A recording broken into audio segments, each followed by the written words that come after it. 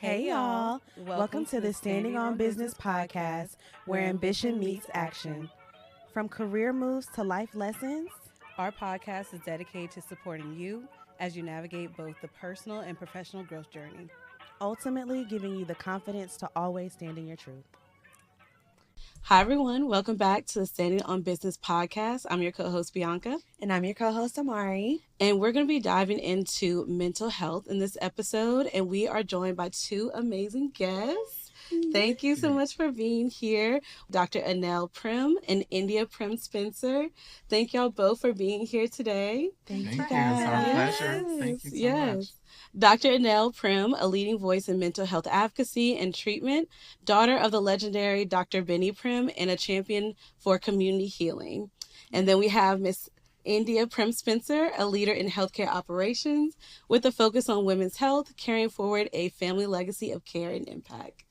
Thank y'all both for being here today. Thank you for having us. Yes, we're going to have a great conversation just about mental health. So it is Mental Health Month, and so we really want to dive into what this really means, especially from professionals. You're in operations. You are literally a pioneer in this space and helping so many people in the community. So we want to hear from you all just to help others and really give advice and to give just some wisdom into this mental health topic. Sounds good. Yes. All right, y'all. We will get into our first segment, talking about elevator pitches. Yes. So just to give you guys a little bit of housekeeping here at the Standing on Business podcast, we like to ask all of our guests to do an elevator pitch whenever they come on, just so that our guests can get a little bit more about you outside of what we described, because that was not nearly enough time to give credence to who you are and what you do. So without further ado, I don't know who wants to kick us off in this mother-daughter duo, but would love to hear your elevator pitch. You want me to go first, Mommy? Sure. Okay. This might be a little rusty, so it's okay. It's a safe it's gonna space. be natural. Yes, it's a safe space. So again, I'm India Primm-Spencer. I am a clinical operations leader with 3 years of experience. I work at a health organization in Louisiana, and so my job is really just to leverage my natural ability to unite people, to provide women with the healthcare services that they need. I work with a lot of different physicians, and so my job is to provide access, and give them advice on how do we get access so women that need services are able to be seen. That's my why. I'm passionate about healthcare. I'm passionate about helping people, and I'm looking forward to chatting with you all more. Love. Excellent. Yes. Claps and snaps for that. That was perfect. We do this too because a lot of times people may not know what an elevator pitch is or how to, put that in a nice bow. I think you were probably our best example yet. Really? Of an elevator pitch. No, seriously. Yes. So No, I you just did wanna great. give you your flowers in real time because you did an amazing job. Thank you. Okay. But you learned from the best. Yes. You're right. So let's go ahead and tee it up. Yeah. No pressure at all. So I'll take a stab at it. So my name is Annelle Primm. I'm a community psychiatrist. And that means I'm a medical doctor with mental health and psychiatric training. And the community part of that means that not only do I see patients or people receiving services one-on-one, but I also care about what goes on in communities and, what's happening in a certain population, in a certain geographic area. What are some of the policies and public health practices operating there that may affect the health and mental well-being of that community? Another important part is I'm not a lone ranger. I can't do my work without working with other people. So collaboration is key, and I work with a lot of different types of mental health professionals and people in other fields. Collaboration is so important. So people in other disciplines, nursing, social work, psychology, counseling, marital and family therapy, and many others are my partners. And I am interested in supporting their careers and encouraging young people coming up in any of those areas. That's so important. So we have a succession plan. Yes. Oh, I really love your elevator pitch as well. And obviously, India does learn from the best. Yes. But it's actually a callback to an episode that we had with two educators. So, Miss Debbie, I don't know if you guys remember that episode, and Dorigen. And it's so funny because we kind of ended our conversation with what you just mentioned of like, there's power in community and pulling people together and looking at, whether it's a patient or if in their instance it was a child, but looking at people holistically and comprehensively as a whole person and figuring out, whether it is what we can physically see on the outside or if it's something that's in the inside that might be imbalanced or you need support with. I think you spoke to that really well. And also in general, we've seen you do that very well. Yeah. Thank you. You're a true servant of the yes, community. Truly. Yes. So it is an honor to have the two of you here today. I feel like we're getting a double treat. Yeah. Thank And you both.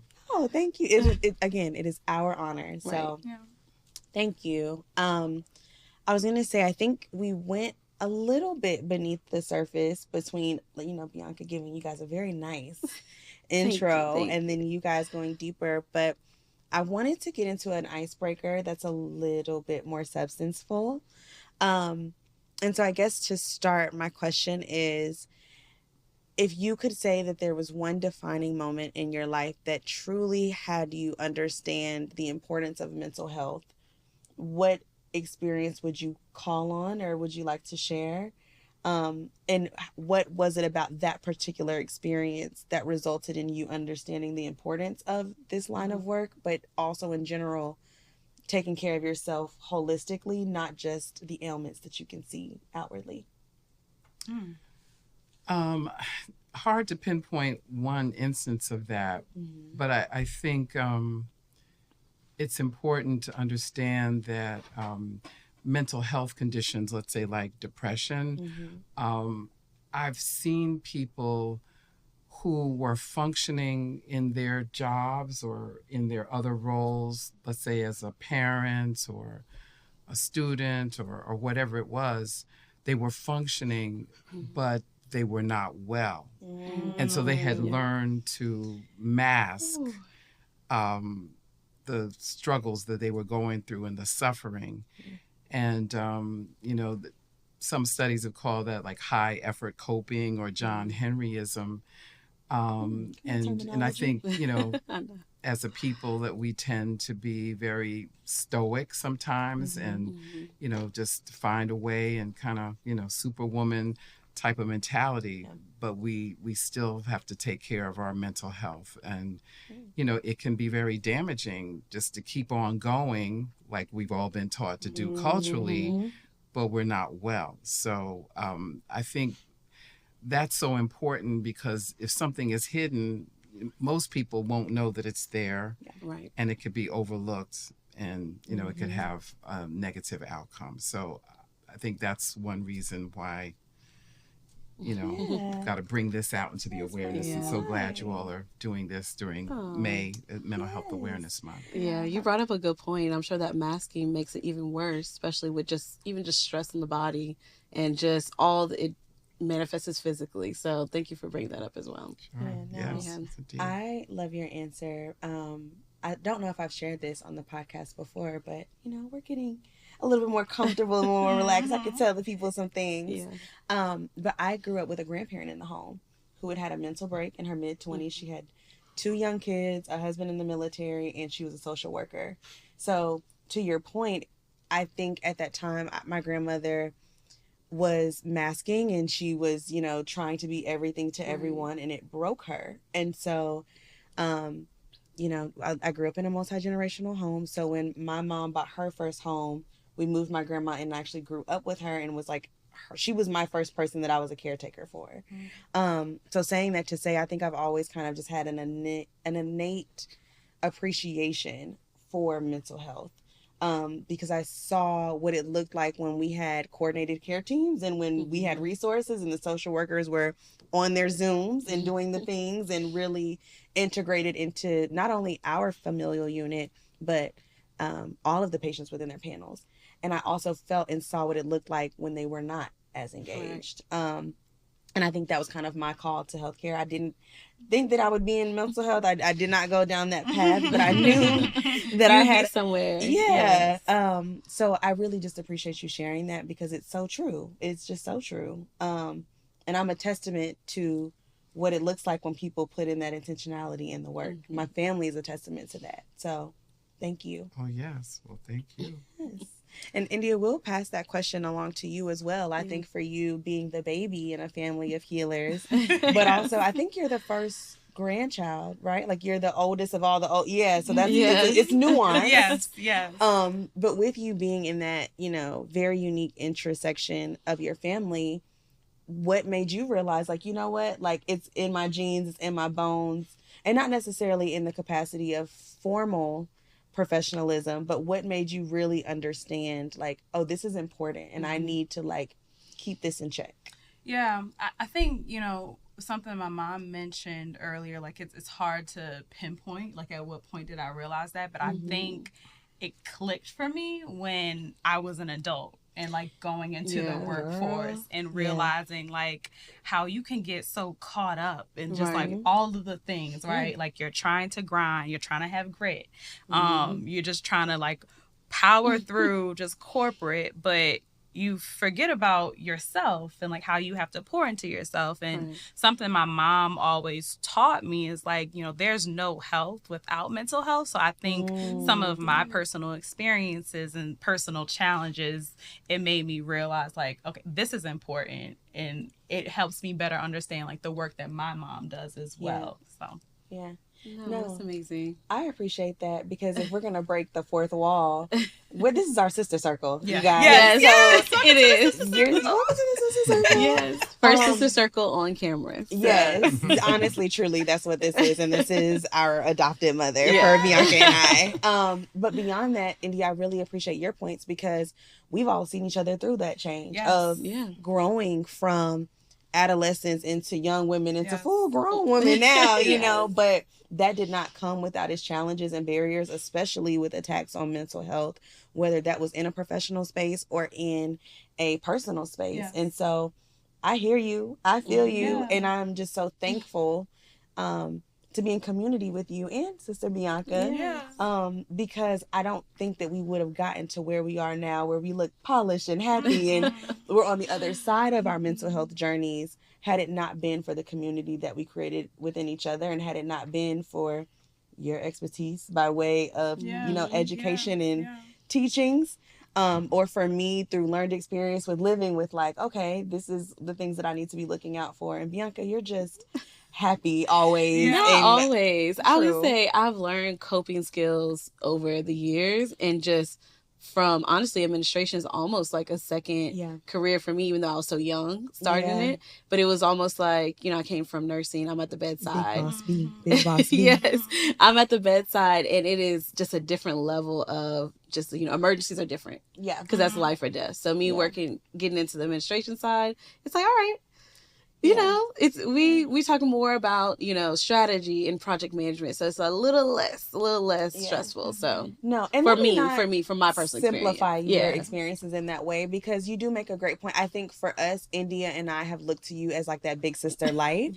And you're always just the person who has the answer, but that doesn't mean that you got that just by being all knowing and just coming into the world like, I'm going to be happy, even though that is definitely Bianca. If you had to like describe her, she would, I can't even say yellow, you would be gold, because you shine 100%. But I think there's something to be said about that, of like the invisible burden and the mental labor of being the positive friend, or being the one who always is like lifted in spirit of the like strong friend. Check on your strong friend. Check on your strong friend. So thank you for in this moment checking me. Because like you're like, yes, you are always strong for us, but like also we're here for you, and we've learned so much from you that I think we position you a certain way within our sister circle.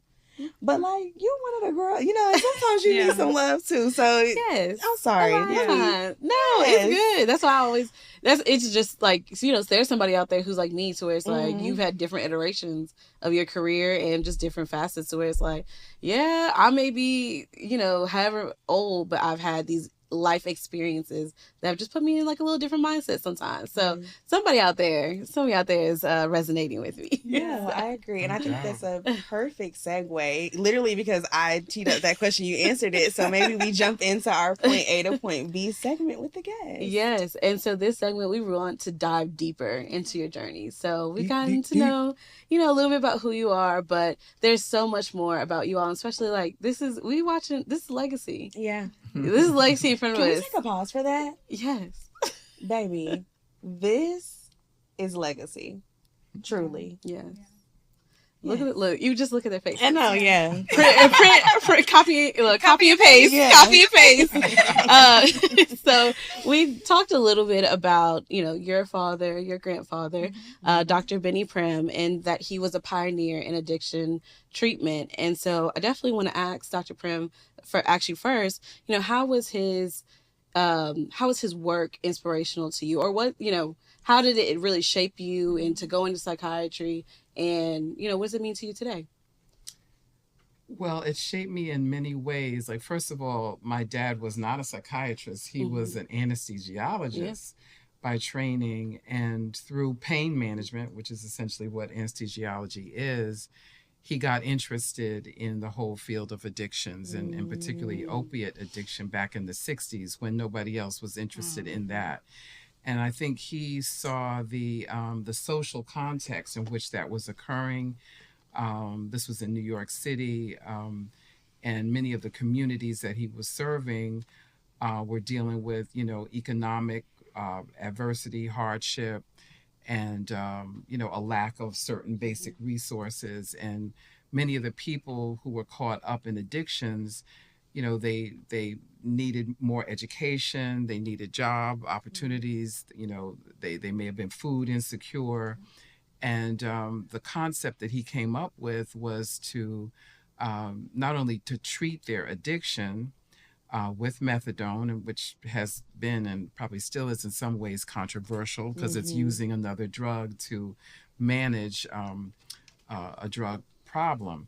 But in addition to that, he situated that addiction care along with, vocational opportunities and, training in the culinary arts. And he even had arts in the addiction treatment program and healthcare, which many people had not received. And I think witnessing all of that, it was just a wonderful exposure for me to learn about how any type of healthcare has to be understood in the context of society and what's going on and what resources do people have or not. And so I think that influenced me to pursue something like, community psychiatry, which does take into account what's going on in the community. The social determinants. The social determinants. So it was a real immersion experience in that. And, he had to fight. Oftentimes, I probably didn't know all the details as I do now when I was growing up. But it really made it imperative for me to do something meaningful for the community and not just, some kind of, I don't know, high posted. Where I was detached from what was going on. I couldn't see it, any other way. And so I'm really thankful for that foundation. No, he definitely, it seems like he left an amazing legacy on not just his family, but the whole community that he was impacting. And just seeing that, I know you went into medicine. Was there ever a time where you had certain expectations you have to go into medicine, or was it ever a burden just that your father was so well respected, so face focused, I'm sure, in the community? Yes, growing up, he used to take me to medical meetings and so forth. So I did, get a lot of exposure, and I, was interested in the sciences, and, I had, summer jobs that were related to health.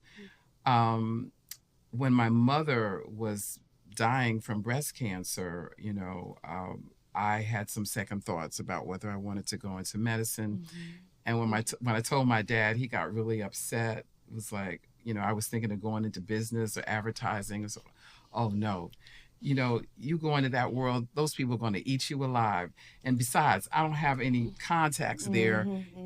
I thought you were going to go into medicine. And I remember my mother said, look, you need to do what you want to do, and it was really a hard moment because my dad is very persuasive and, very, very powerful. And I usually did what he said. So for me to, go against the grain, that was not kind of his vision. But I ended up doing it, and it was hard, and especially, right after my mom died was when I went to medical school. It was kind of rough there, but, by God's grace, I made it through. Yeah. And I'm glad that I did it because as a psychiatrist, there's so many different things you can do with it.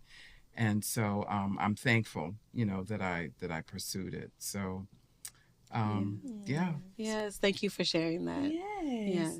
And India, I actually would like to pose the same question to you, maybe from a different perspective, because I think, you've had to kind of toggle with the same inquiry of, you're in healthcare. What made you want to be in healthcare might be different than what, your mom's story looks like. And obviously it has to, because you're not in like clinical mental health, you're in women's health. Yeah. So I don't know if maybe your grandmother inspired that as opposed to your grandfather, but I would love to know more about, what was that like for you growing up in a full family of healers? Like generationally, this is kind of the track, and you identifying that healthcare was definitely a niche for you and where you saw your professional passion lying as well, but knowing that it was in a different way. Yeah. Oh my gosh. I had to think back to being a baby and my mom taking me to all of these medical conferences throughout the nation, also out of the country as well. And I think it was just inspiring just to see a lot of different people who also look like me, like my mom. Representation matters. Yes. Who were just passionate about helping people. I do think that my mom, my grandfather, and all, our entire family, they have all been focused on healthcare and helping people. And so, I always knew that I had a passion to do that, but I just didn't know if I truly wanted to pursue medicine. Fair. Right. And I think that's something that I really struggled with. I mean, if we're being transparent, in college, I went to Xavier, and as we know, Xavier, they graduate, a lot of Black doctors to go on to medical school. And so, I knew that I wanted to be in the medical field. I came in as pre-med, but that was really to, follow the legacy. But I wasn't really doing it for myself. And so, I found public health, which is something that I've always been passionate about. And, growing up in Baltimore, like I've seen the health disparities like in front of my eyes. And so, I figured, okay, I can still be in the healthcare field, but I know I can help communities of people, populations of people through my leadership, and not necessarily, just patients, like that direct patient contact. And so, I think, yes, like my mom and my grandfather, like they definitely influenced me. And also mommy, like, sorry, everyone, mommy is mommy, so we call her mommy. She never pushed me to go into medicine. Just to her point earlier about her mom instilling in her, like, do what you want to do. She did the same for me, right? And supported me through that journey, and also me, like, making a pivot, and like she helped me find where I needed to be. And like, I'm so happy that I did at the end of the day, because like, I don't know where I would be. I don't. So thank you, Mommy. I love this. I think you probably just helped somebody that is similar to you all, and maybe feeling the pressure from their family to do something specific. But you have a very supportive mother that helped you see, hey, you could do what you want to do. But you end up, honoring the family legacy anyways, and still going into healthcare. So yes, thank you for sharing that. And on both ends, Bianca, I think whether it's like someone that is on that younger end of the totem pole who is looking to enter into whatever their purpose and passion is going to be, and it's kind of unbeknownst, but they know it's not the track that has been laid before them, or if it's the parent that might be a little bit more rigid. I think, Miss Annelle, you role model what it is to allow your children to be free, very Correct, well while also providing them with the structure for success. And so I kind of want to pounce back to you to ask you a question about now that you're watching your daughter have her own legacy and she's carrying that torch and you're watching the things that she wanted to do actually come to fruition, and like she's doing well, she's doing very well. Yes. And not that we ever thought that she wouldn't, but to see her kind of blossom and soar, it's one thing for that to be a vision versus it being reality, and that's what we're sitting in now. And so I want to know, like, how do you feel, because you've had the opportunity and the blessing of watching legacy be created kind of from the bottom up of watching your father, but now you're watching it top down. So what does that look like, kind of pivoting that perspective of you being a teacher? Yeah, I mean, it really feels great. And actually, I think India knows this, but even in her childhood and adolescence, she would go into a hospital or, a healthcare facility, a clinic or something. She would say, Mommy, why don't they do such and such? Oh, this doesn't make any sense. This is not well organized. I don't like this. Why are we here? What kind of hospital is this? That sounds about right. This is her today. That sounds like our This girl is her today. Yeah. And she had some like internship experiences that got her even closer to how hospitals were run. And I could see she's got a knack for this. She just a natural sense of how things should be. And so it just seemed like a really good fit for her to be doing operations. And so I've seen her blossom from when she started her first job and just all of the things to learn. It was quite a bit. And I'll just say, hey, keep on going. You can do it. You can do it. And I mean, she's running all these clinics, and I know. it's just Doing fantastic. And handling all these situations, all kind of situations, with grace. and grace. and just handling the business, emergencies of, things that you just couldn't imagine. And so I'm so proud of her. And the skill set is very, very unique and very necessary, and with her handling, managing, women's health clinics in New Orleans. She's handling that for some of the, some of the most prominent families and 100%. wives and moms in the city. Oh, yeah. So it's a very big responsibility. Absolutely. And she's doing it well. She is. And you taught her well. She was trained up right, and she's going in the way that she needs to. I love hearing that.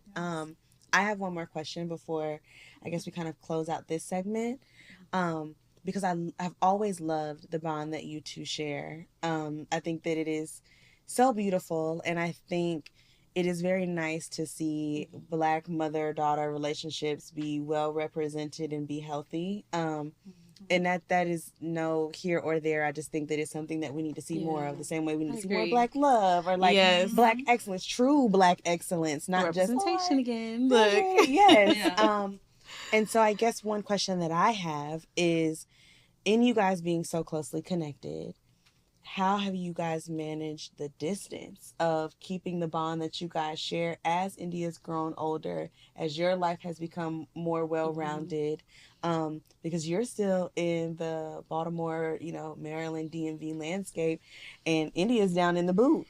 So how do you guys find the time for each other? How do you guys still connect? And I guess get what you all need as far as, I need my portion, I need my mommy, or like, I need my baby. How do you guys maintain that as you guys are continuing to blossom and grow and trailblaze? Yeah.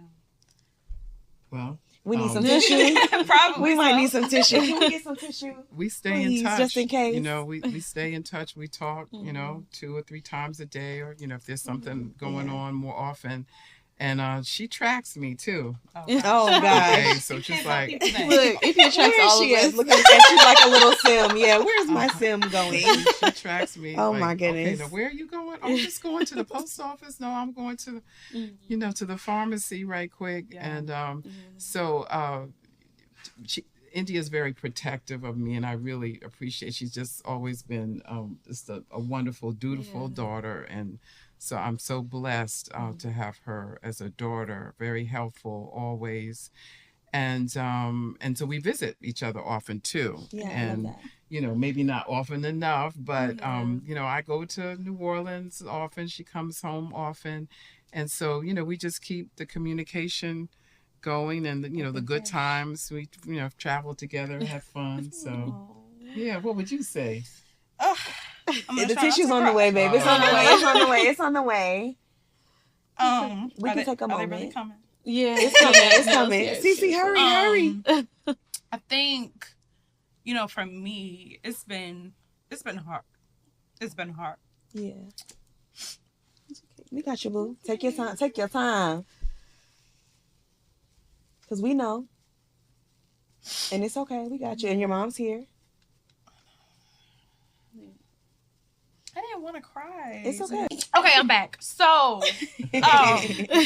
no. Commercial break. Commercial break. We're Commercial back. break. I'm okay. I We're had to get that so out. back. No, my mom is my best friend. Like the best person in the world. And so it's definitely hard to be apart from her. And we see each other often, and we do talk like 4 to 5 times a day, and that's probably more than like anyone, right? If anyone ever talks to people. But it works. Yeah. It does work. It does work. And, you know, she also encourages me, like, you know, full transparency. I'm always, like, you know, feeling guilty about not being, you know, with her or near her.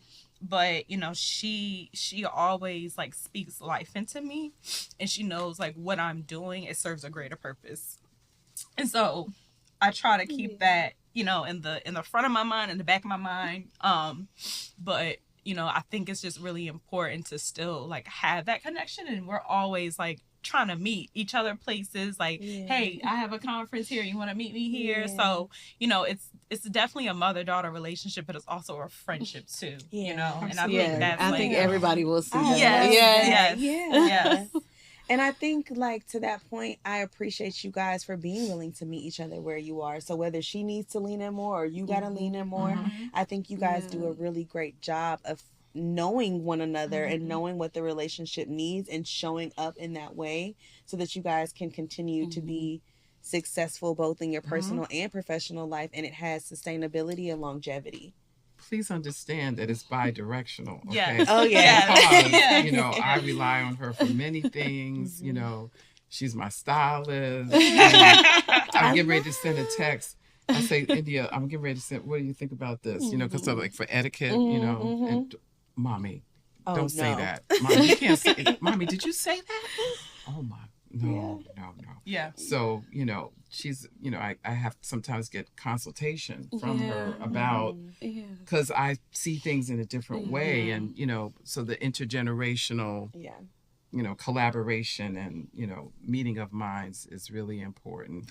Yeah. So. And I think to add to that, like speaking to the bi-directional aspect of our relationship, you know, I lean on her for a lot of things. Yeah. And, you know, even when I'm having situations in my personal life or my professional life, I know that she's going to give me that perspective that I might not have been seeing.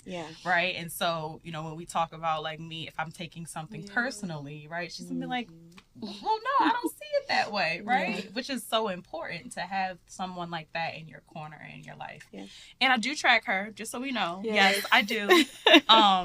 Life 360 should definitely sponsor us. We need lots of sponsorships from many different things. Yes. So, I mean, if I see her, like, leave in the middle of the day and, like, she didn't tell me that she was planning to leave, like... That's a check-in. I'm calling. Yeah. Where you going? Where you going? Annelle on the line. Like, hey, what's going on? And she might be on a call. I'm texting, like, hey, like, where are you going? Hey, babe, like, slow down. Are you okay? Time out. Are you okay? Seriously. Yes. So, you know, I think that shows that there's so many different aspects. Like, y'all are showing that, like, family is super important to your mental health. And there's so many different factors that probably go into mental health as far as, like, family, faith, community, culture, everything. All these things are coming at one time, and y'all seem to have such a very strong bond. And I do want to ask, and this could be for either one of y'all, really, so what do you think in terms of what does it mean to really thrive in terms of mental health versus just survive?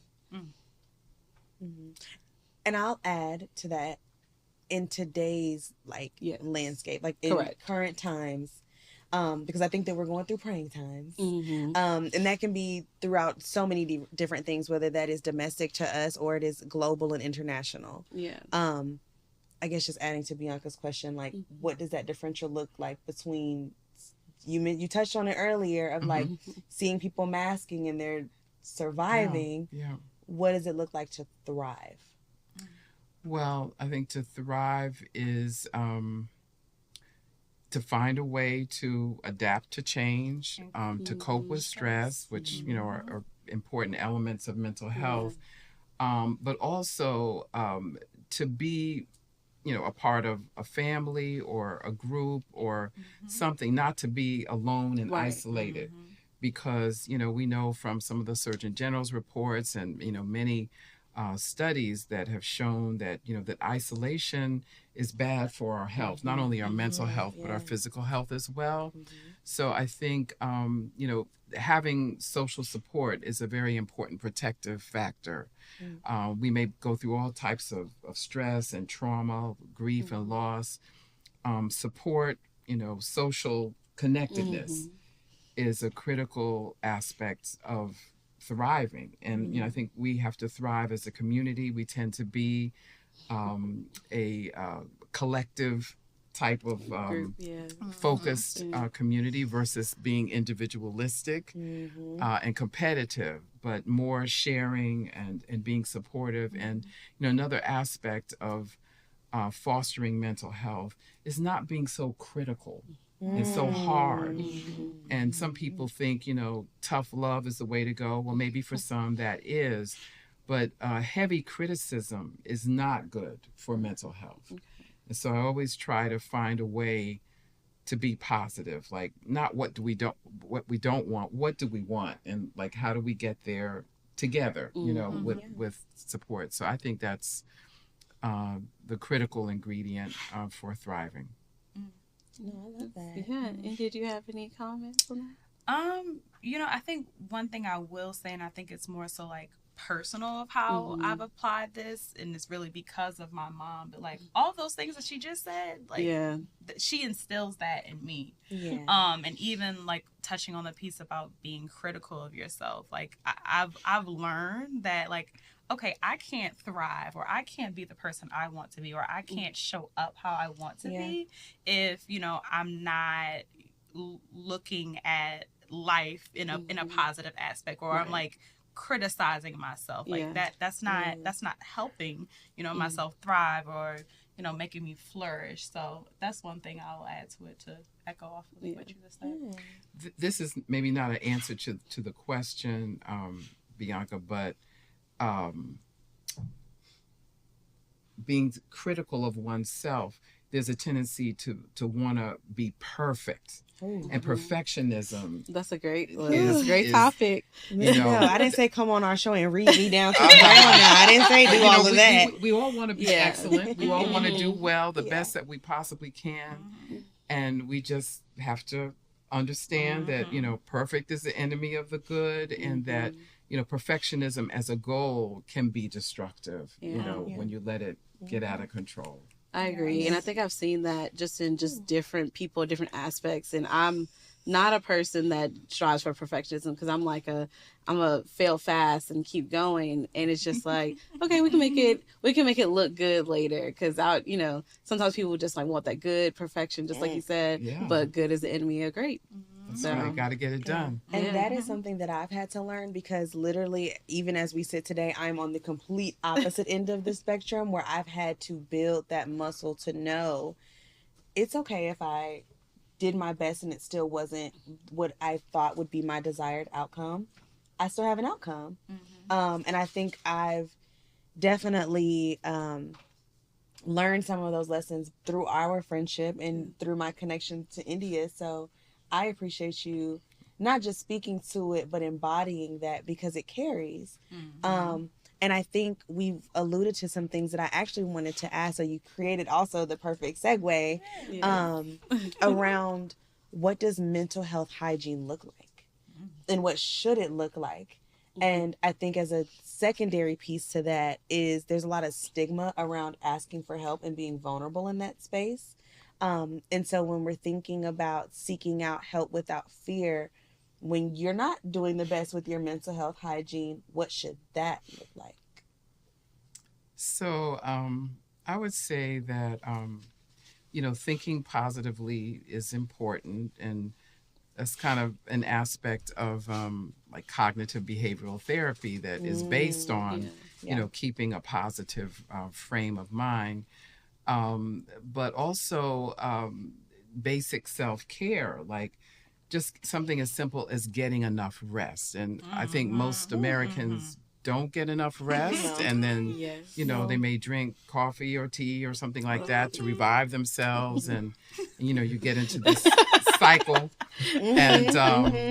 And so, getting enough rest is key. And, some people even saying today, like, rest is resistance, to get enough sleep. And, there's even a book about, a nap ministry, how important it is for Drop people the to get gems, their Miss rest. Annelle. What's the book? I think it's called either Rest is Resistance or the Nap Ministry or something. Like, if Okay. you Google that, you'll come up. And Okay. I think the person who wrote the book is from, the Atlanta area. Oh, wow. And yeah. I love this. No, we'll definitely plug it to our listeners, but continue. So sorry.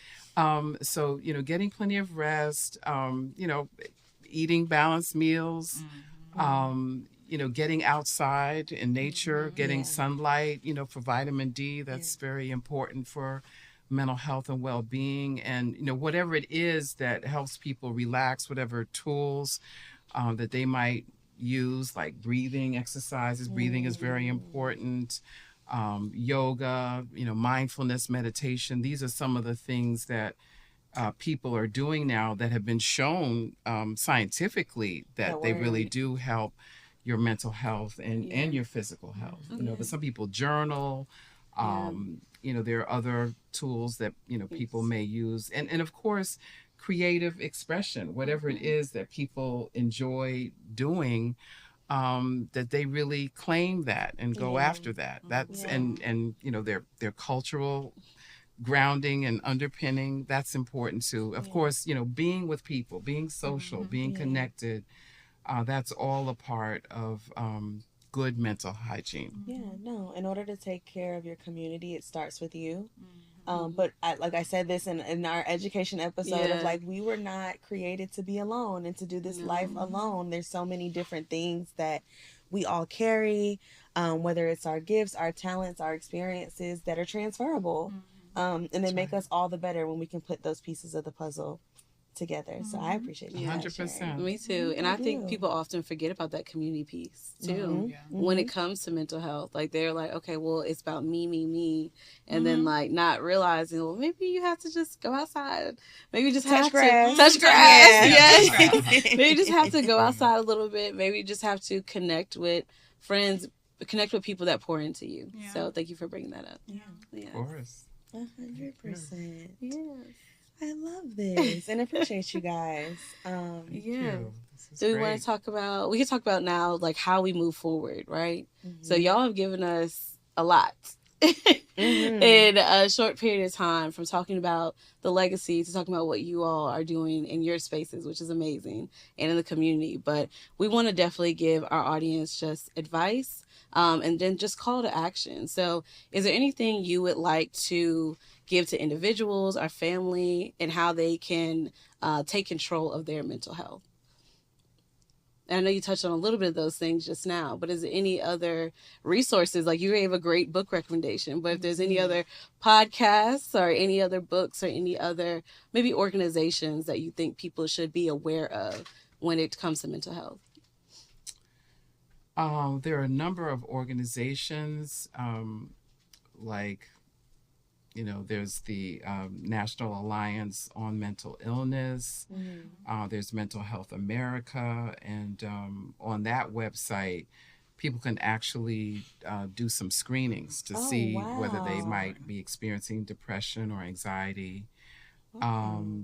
988 is an important number for if someone's experiencing a mental health crisis, and rather than calling 911 when the police might be sent and there might be a negative outcome, when there's a lack of understanding that a person has a mental health need, 988 is designed, to provide those crisis services, get people connected with whatever mental health care that they need.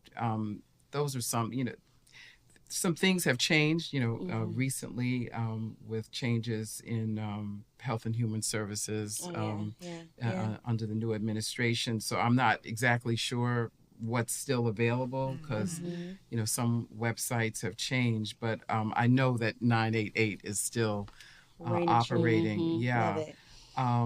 There are many other organizations, for instance, one that I work for, the Steve Fund, which focuses on mental health of young people of color, has something called a partnership with Crisis Text Line, where you dial 741, text Steve to 741-741. And that's a way to get access 24/7 to a counselor that young people especially can text with, because that may be a preferred method, at least as a first step. And there've actually been some saves, as a result of that resource. So those are just a few. I love it. And anything that you didn't share, we'll be sure to connect with you offline so that we can, have it cemented. But thank you for that. I literally, in like the 2 to 3 minutes of you sharing, I learned something. And I grew up with us, whenever the doses wasn't right for medicine, we might have to call, that 988. Well, that 988 is relatively new. I think that started in 2020. Well, now I understand why there's a difference in the lines. Yes. Right. Yeah, right. I get it. I get it. Yeah. No, It's a I new just, development. that was so refreshing. And I feel like throughout this entire conversation, you guys have dropped so many gems and shared so many special just moments in your own lives, but also just advice and guidance for people who may be listening today. And so I want to bring us to a close because we've ran y'all's time down. Like we could sit here for hours, but we will not do that today. But I would like to wind down just with asking each of you, I guess, if someone was to watch this show and have one takeaway from either of you, what would you want that to be? Whether it's a parting piece of advice, whether it's a mantra, whether it's guidance, just, if our listeners were to just hear one thing from you today, what would you want that takeaway message to be? I guess for me, I would say that, in order for you to serve others, you have to pour into yourself. And so just keeping that in mind, that yes, if your passion is to help people, make sure that you are also helping yourself. So doing those self-care activities, whatever that looks like for you, and also knowing when you may need some mental health, professional help, it is okay. It's okay to seek out those resources. Everyone should have someone that they can talk to, or, a mental health professional in their lives that they can access. So that's what I'll leave. And then also community. My mom spoke a lot to not being isolated and how that's so important for your mental health. And I think I've learned that early on, but especially with you two, Amari and Bianca, this is truly our sister circle, and you two have served as big sisters to me. I don't have. Don't make me cry. Yeah. Not today. And I appreciate y'all so much. And so I think our relationship is a testament to sisterhood and community, and not being isolated, and what it means to really have people around you in order for you to thrive. Yes. I love us for real. I was like, do we need more tissue? I I'm literally about to cry. No, I some tissue. You're right. It's the collection plate. Yeah. Right. Go ahead and add your 2 cents. No. So yes, Miss Annelle, we're on to you. The collection plate is in your Okay. lap. Drop your 2 cents. That's a hard act to follow. I know. India. Oh. So I'll just echo, there's no health without mental health. Okay. I would say, in families, lighten up. Don't be so hard on each other. Be loving. And if there's, advice, be loving with that. Say it with love. And I would echo the piece about self-care. That's so important. And just because you're suffering, don't assume that you're always going to be suffering. There is help out there, and there are more resources now than ever, in different ways. Telehealth and so forth. You can actually have a visit, a mental health visit.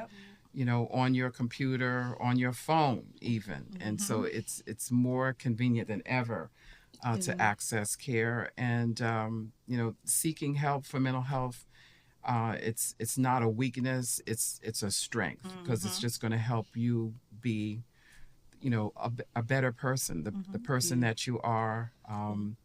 And mental health is mental wealth. Yes. Mental wealth. I like Yes. that. No, I'll say I think you both have given us two amazing, I feel like it was so many takeaways, but two great ways to end the show. You've given us so much wisdom. You shared your relationship. We are very thankful for you all to be on our show. Thank you for It's having Yes. such an honor and a privilege. Thank you. This is wonderful. Yes. Thank you. B, before we close out, I think because this is such a special episode, I kind of want us to do some takeaways. I want you to give your takeaway when it comes to mental health and how to, because again, you're our strong friend, you're our positive girl.